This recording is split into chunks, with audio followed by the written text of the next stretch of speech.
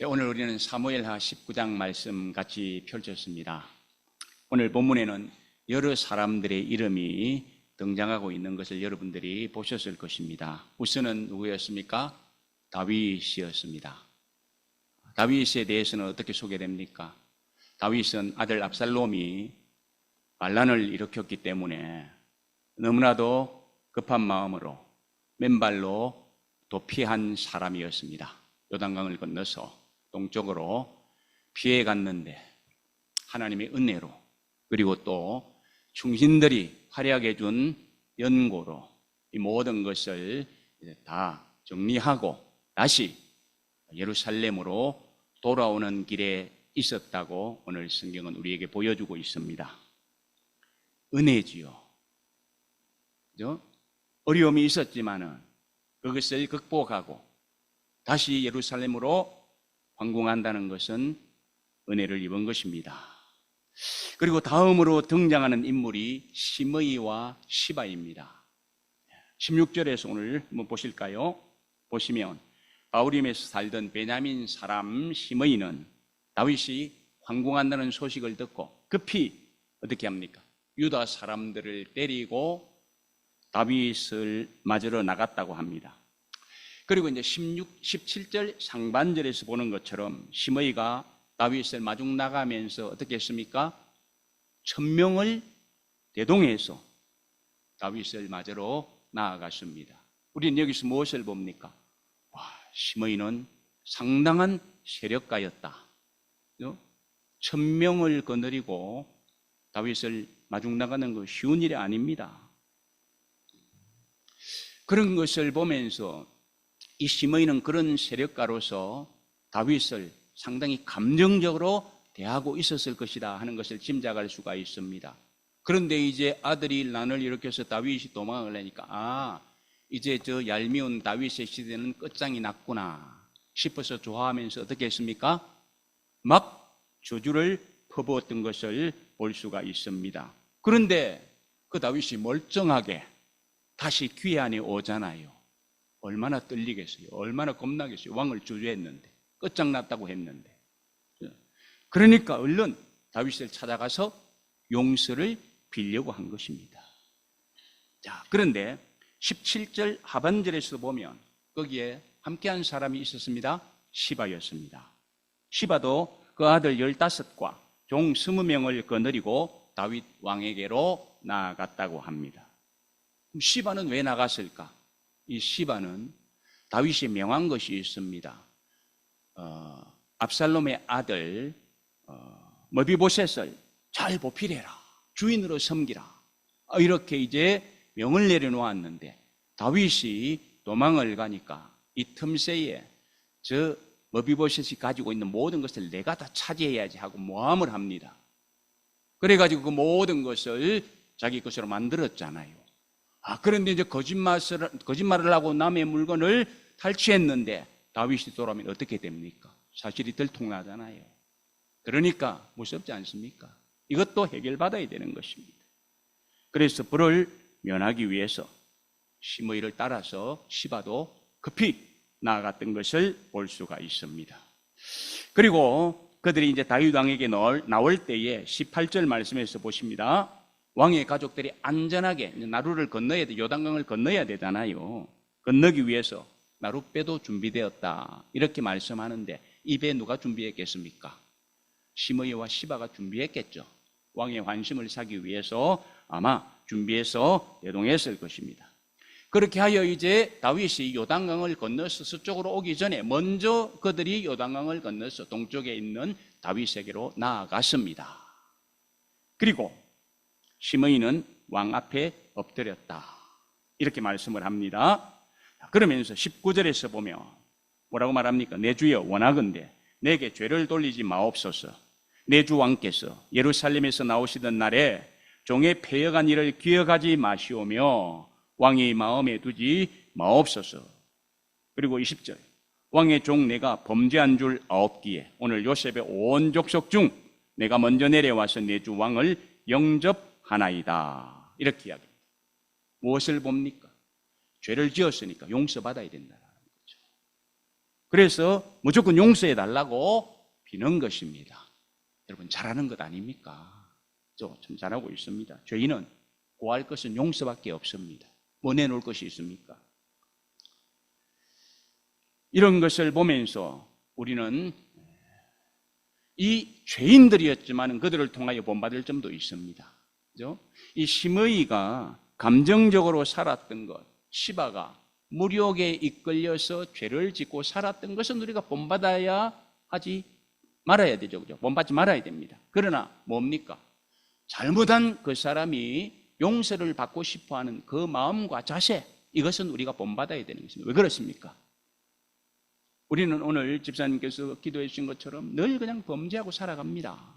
여러분, 죄 안 짓고 한 주간 사셨습니까? 장담할 수 있습니까? 아니잖아요. 우리는 늘 이러지 말아야지 하면서도 거기에 넘어가잖아요. 범죄할 수밖에 없는 연약하고 부족한 인간들입니다. 그렇기 때문에 우리는 하나님 앞에 늘 용서를 구하면서 살아가야 되는 것입니다. 그러므로 시바와 시므이처럼 우리도 하나님 앞에서 무조건 하나님 용서해 주십시오. 그 은혜를 구하여야 되는 것이지요. 자, 그리고 또 본문에서 등장하는 사람 한 사람이 있습니다. 누구입니까? 아비새입니다. 21절 보실까요? 아비새는 다윗에게 말합니다. 뭐라고요? 시므이가 여호와의 기름 부으신 자를 저주하였으니 그로 말미암아 죽어야 마땅하지 아니하니까. 용서해 달라고 와서 비는 그 시므이를 다윗 왕에게 죽여버리십시다. 이렇게 지금 이야기하고 있습니다. 아비새가 분노하면서 이렇게 시므이를 죽이자고 한 이유가 무엇일까요? 앞에서 말씀드렸듯이 아들 압살롬이 반역을 하니까 다윗은 놀래가지고 또 피해야 되잖아요. 그 피해갈 적에 그 다윗 왕을 향하여 막 돌을 던져댑니다. 티끌을 날렸다고 합니다. 그러면서 16장 7절에서 보실까요? 뭐라고 합니까? 피를 흘린 자여, 사악한 자여, 가거라 막 저주를 퍼부어댑니다. 왕을. 지금으로부터 약 한 1000년 이상의 시대에 살았던 왕입니다. 하늘이잖아요. 그 왕을 향하여 돌을 던진다? 감히 생각도 못할 일입니다. 티끌을 날린다? 아니 그러면서 피를 흘린 자여, 사악한 자여, 가거라, 저주 푼다? 있을 수 없는 일이죠. 그런데 그 일을 했단 말이죠. 그러니까 시므이는 겁이 나는 거예요. 그리고 그런 시므이를 본 아비새는 분노가 터지는 거예요. 그래서 그 사람을 당장 죽여버리십시다라고 이야기를 하는 것입니다.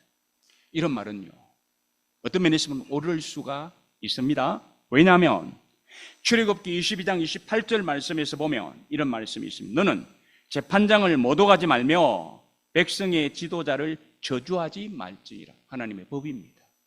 법을 어기는 것은 죄지요. 죄의 삭은 사망입니다. 죽어야 마땅한 거죠. 그러므로 다윗은 이 아비새의 말을 감정적으로는 그대로 받아들일 수 있습니다. 그런데 다윗은 어떻게 합니까? 이제 막 그 힘든 피난의 여정을 마치고 황궁하는 시점에 있습니다. 그러므로 이 베냐민 지파의 유력자 시므이를 죽이는 것은 시기적으로는 그리고 정치적으로는 쉬운 일이 아니었습니다. 아직 베냐민 땅에 있어요. 건너오지 않았어요. 그렇기 때문에 지금 현재 시므이를 죽이는 것은 바람직하지 못한데 지금 아비새가 나서서 죽이자고 선동을 하는 것입니다. 따라서 다윗은 본문 22절로 돌아와서 봅니다. 뭐라고 말합니까? 스루의 아들들아, 내가 너희와 무슨 상관이 있기에 너희가 오늘 나의 원수가 되느냐? 오늘 어찌하여 이스라엘 가운데서 사람을 죽이겠느냐? 내가 오늘 이스라엘의 왕이 된 것을 내가 알지 못하리요. 아비새를 다윗이 심하게 꾸짖고 있습니다.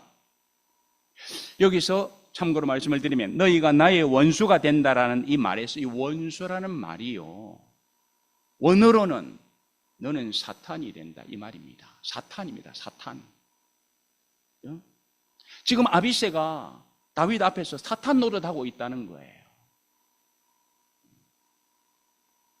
그런데 우리가 주목해 보아야 될 것은 다윗이 아비새를 이렇게 꾸중하면서 아비새야 너는 왜 나에게 사탄 노릇하느냐 이렇게 말하지 않고 뭐라고 말합니까? 스루야의 아들들아, 그죠? 내가 너희와 무슨 상관이 있기로 너희가 오늘 나의 사탄이 되느냐, 대적이 되느냐, 원수가 되느냐, 이렇게 지금 이야기하고 있는 것입니다. 왜 그럴까요? 그 이유를 알기 위해서는 스루야의 아들들이 누구인가 우리가 살필 필요가 있습니다. 그러면 오늘 설교 제목 무엇입니까?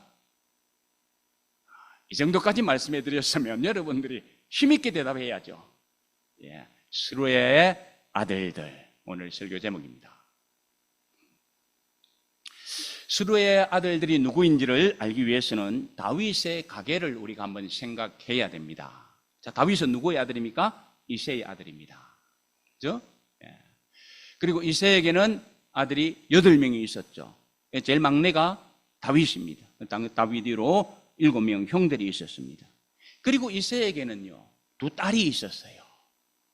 큰 딸의 이름이 스루야이고 둘째 딸의 이름이 아비가일입니다. 그런데 이 스루야는 다윗의 누나였습니다. 그런데 아비가일은 다윗에게 누나인지 동생인지는 아무리 살펴도 알 길이 없고 챗GPT한테 물어봐도 모른다. 저도 모릅니다. 그죠? 둘 중에 하나겠죠. 누나 아니었으면 여동생이었겠죠.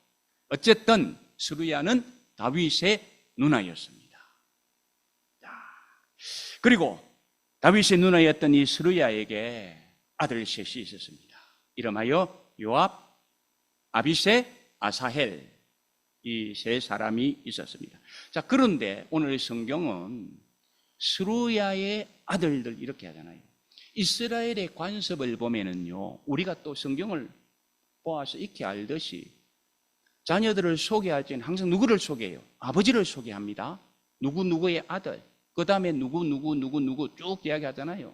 우리 창세기를 봐도 그렇고 누가복음을 봐도 그렇고, 그죠? 마태복음을 봐도 그렇고 다 남자들 이름으로 해가지고 자녀들을 소개합니다. 그런데 여기에서는 아버지 이름을 부르지 않고 누구 이름을 부릅니까? 어머니 이름을 부르는 거예요. 그래서 스루야의 아들들이라 이렇게 지금 이야기하고 있는 것입니다. 왜 그럴까요? 성경에서 답을 안 주잖아요.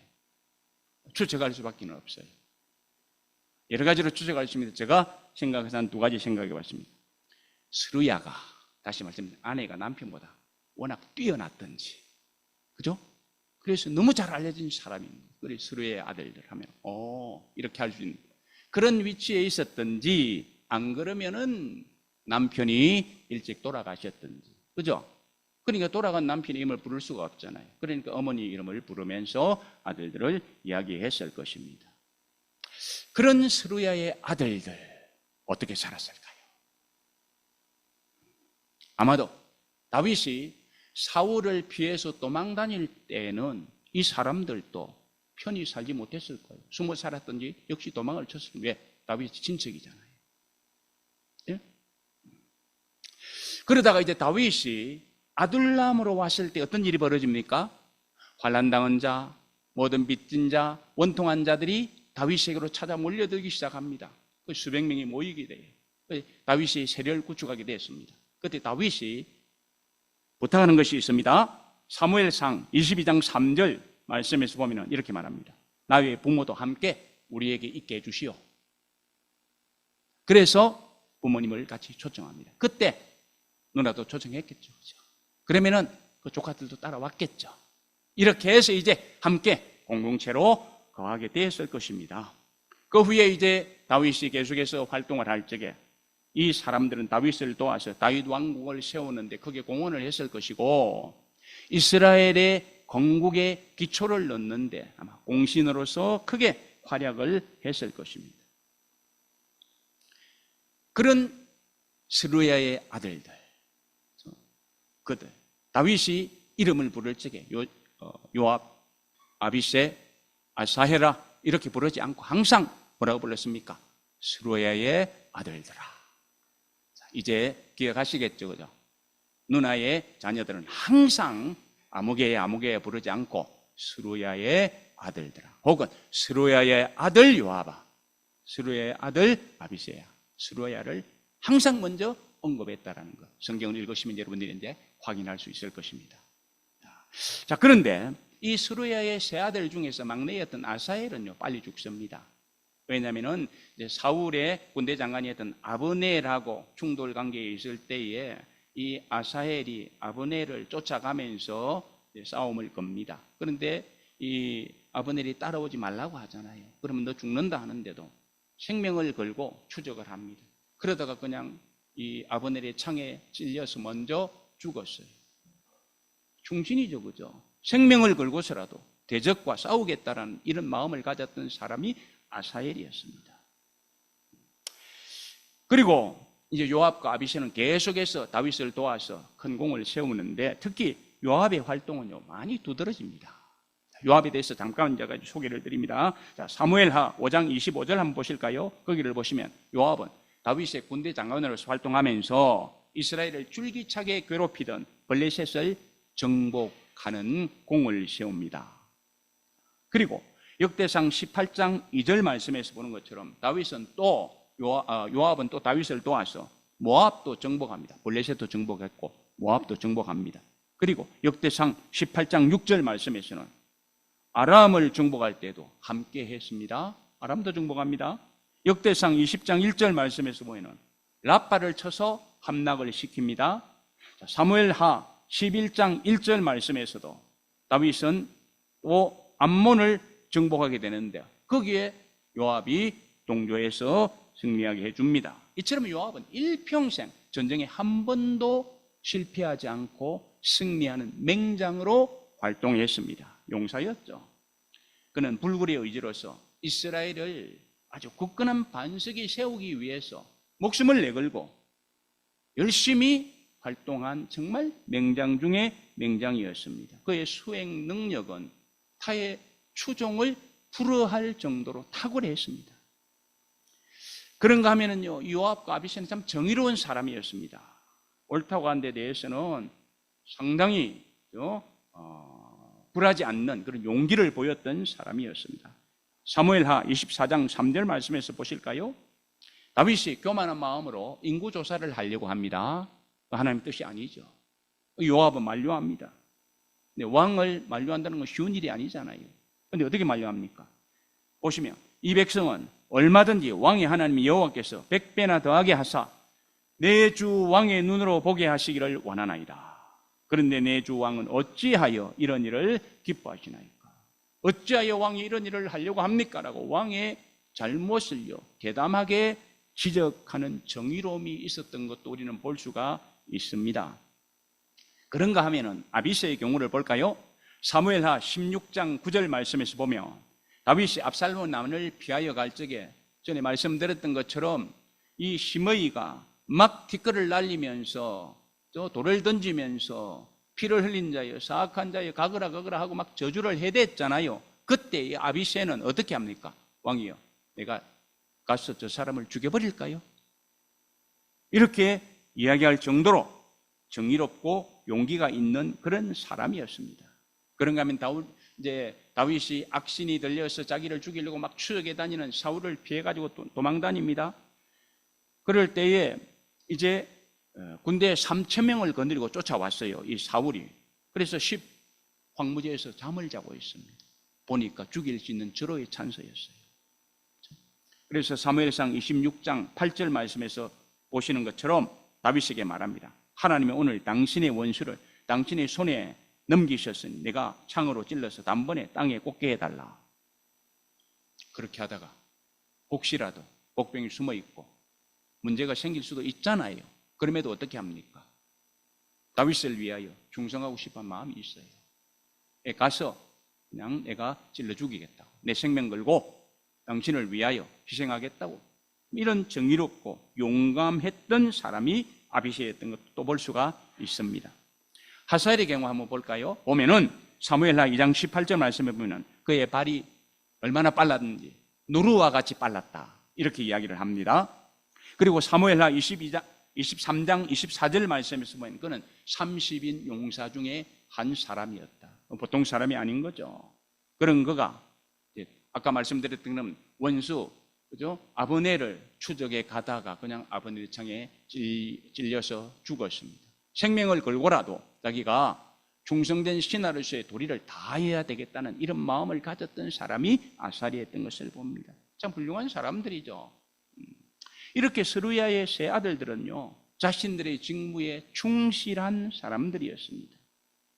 한결같이 다윗의 호신 장군으로서 활동을 했고, 그 중에서도 아비새는 특별히 뛰어난 사람이었습니다. 그래서 그는 창으로 혼자 300명의 적군을 무찔러기도 했다고 성경은 이야기해 주고 있습니다. 한 혈통을 가진 형제들이 외삼촌이죠. 외삼촌 다윗을 위해서 정말로 이같이 아름답게 충성한 것은 우리가 성경 역대 지략에서 찾아볼 수가 없습니다. 그러므로 우리는 이 세 사람 스루야의 아들들이 다윗을 위해서 이스라엘 건국을 위해서 세웠던 공은 우리가 함부로 취급할 수는 없습니다. 고하게 평가를 해 주어야 됩니다. 그런데 이제 문제는 이렇게 좋은 점만 있었던 것이 아니고 부정적인 면도 너무나도 많았다는 것입니다. 요압은 사사로운 감정으로 잔인해져 갔다라는 것입니다. 그는 다윗의 왕조를 위해서 충성스럽게 활동을 했습니다. 그러나 어디까지 우리가 처음에 살았던 것을 나중에 평가해 보면 그 마음을 읽을 수가 있잖아요. 그는 공명심으로 사사로운 감정으로 자기가 군대 장관이었기 때문에 그 일을 충실히 하여 그냥 명예를 얻겠다는 그런 마음이 강했던 것 같습니다. 그러므로 그는 자제할 줄 몰랐어요. 절제가 없었어요. 공일한 마음이 없었어요. 겸손한 마음도 없었어요. 그냥 닥치는 대로 감정 나가는 대로 살았던 사람이었을 볼 수가 있습니다. 그래서 그는요, 다윗이 이야기한 것도 이제는 지키려고 하지 않습니다. 압살롬이 난을 일으켜서 도망가고 나서 이제 나중에 싸움이 시작됩니다. 그때 다윗은 요압과 아비새와 그리고 또 한 사람 이때라는 명장을 불러서 이야기를 합니다. 뭐라고 이야기를 하느냐면은 이 사무엘하 18장 5절 말씀에서 한번 볼까요? 거기를 보면은 나를 위하여 소년 압살롬을 너거리 대접하라. 무슨 말입니까? 제발 압살롬은 죽이지는 말아라 이 말이죠. 그런데 어떻게 했습니까? 사무엘하 18장 15절 말씀에서 보면은 요압은 상수리 나무에 머리가 걸려있는 압살롬에게 가서 어떻게 합니까? 창으로 찔러 죽입니다. 신하가 이야기했잖아요. 장군이요, 왕이 그러지 말라고 했습니다. 아니야, 나는 죽여야겠다. 왕명을 거역하고 아들 압살롬을 죽인 사람이었습니다. 자기 마음대로 행동하는 거죠. 그런 소식을 들은 다윗은 얼마나 마음이 아픕니까? 너무나도 마음이 아파서 막 울어댑니다. 내 아들 압살롬아, 압살롬아, 압살롬아, 압살롬을 세 번, 네 번 부르면서 마음 아파하면서 울어제낍니다. 그러자 요압은 그 다윗 앞에 나아가서 아니, 압살롬은 국가의 반역자이고 가족의 반역자이고 불효자인데 그 아들을 위해서 그렇게 슬퍼할 이유가 있습니까? 왕은 좀 공사를 분별할 줄 아는 그런 마음을 가지십시오. 지금 왕이 우려댔기니까 우리가 한 것은 헛수고한 것 같지 않습니까? 만약에 계속해서 왕이 그렇게 우려된다면 우리는 이제 그러면은 자, 사무엘하 19장 7절 말씀 한번 보실까요? 오늘 밤에 한 사람도 왕과 함께 머물지 아니할 것이요 그리하면 지금까지 당하신 모든 화보다 더할 것이다. 협박이죠. 왕을 향하여. 그런가 하면 요압은요, 자기가 이 다윗이 아끼려고 했던 이 사울의 군대장은 아브넬도 죽였습니다. 아브넬이 나중에는 항복하기 위해서 다윗에게 찾아왔잖아요. 그래서 아브넬이 찾아와서 이야기를 듣고 잘 보내주었는데 나중에 왕 몰래 따라가서 어떻게 해요? 데려와가지고 칼로 찔러 죽이잖아요. 왜 그랬습니까? 원수 갚는다고 그랬어요. 우리가 사무엘하 3장 27절 말씀해 보는 것처럼 자기 동생 아사엘 아까 말씀드렸잖아요. 그죠? 아브넬 창에 찔러 죽었잖아요. 인간적인 감정으로 보면 얼마든지 그렇게 원수 갚을 수가 있어요. 그러나 뭐라고 말합니까? 왕은 그러지 말라고 했잖아요. 왕명이잖아요. 사람은 감정대로 살아서는 안 되는 것 아닙니까? 그런데 요압은 저기 감정대로 행하는 것이 잘못했죠. 그런 요압은요, 결국은 문제를 더 크게 일으킵니다. 열왕기상 1장 7절 말씀에서 보면은 솔로몬을 반역하는 아도니아 편에 서버리고 말았습니다. 반역자가 된 거예요. 그러자 다윗 왕은 얼른 솔로몬을 왕으로 추대하고는 솔로몬에게 말씀합니다. 뭐라고요? 열왕기상 2장 5절 말씀에서 보면 이렇게 말씀해요. 스루야의 아들 요압이 이스라엘 군대의 두 사령관, 즉 넬의 아들 아브넬과 예델의 아들 아마사를 죽여 태평시대에 전쟁의 피를 흘리고 전쟁의 피로 자기의 허리에 띈 띠와 발에 신은 신에 묻혔다. 이렇게 이야기를 하면서요, 6절에서 보는 것처럼 그 백발이 평안히 스월에 내려가지 못하게 하라. 음부에 내려가지 못하게 해라. 이렇게 이야기하는 것을 볼 수가 있습니다. 따라서 솔로몬은 열왕기상 2장 25절 말씀에서 보는 것처럼 버나냐에게 명해서 반역한 아도니아를 죽이게 합니다.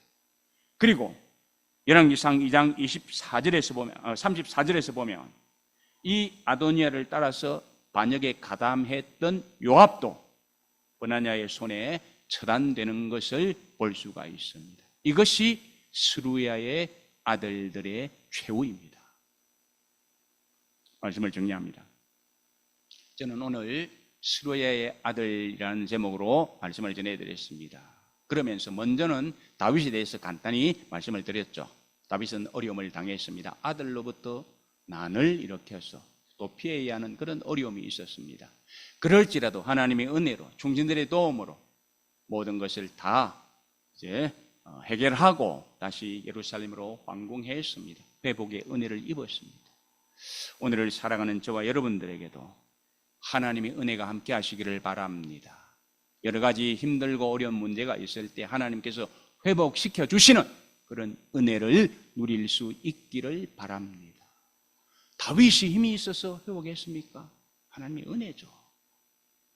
주변에 있는 사람들의 도움으로 회복했습니다.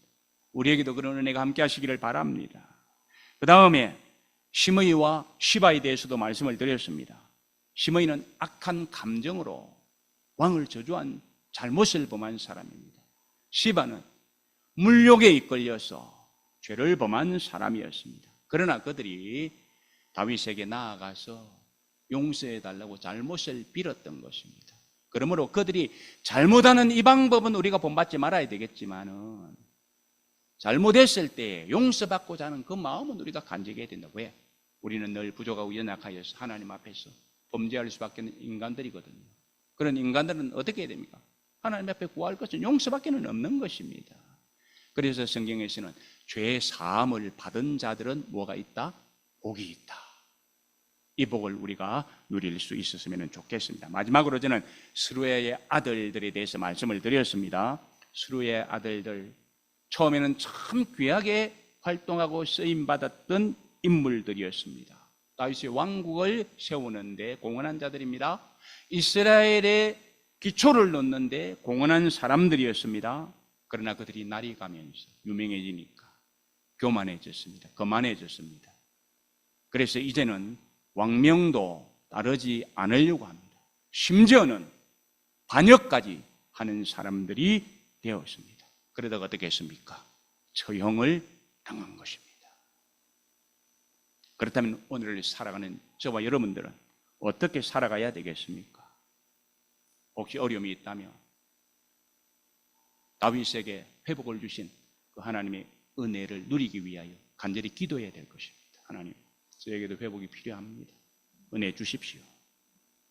그리고 시므이와 시바가 잘못했을 때에 간절히 용서를 구했던 것처럼 하나님 앞에서도 하나님, 제가 구할 것은 하나님의 용서와 또 하나님이 새롭게 해주시는 은혜뿐입니다. 이거 간절히 우리가 구해야 되지 않겠습니까? 그리고 또 한 가지, 충성하고 있다가 교만으로 모든 것을 쏟아버리고 반역으로 목숨을 잃은 스루야의 아들들처럼 살아서는 안 될 것이다.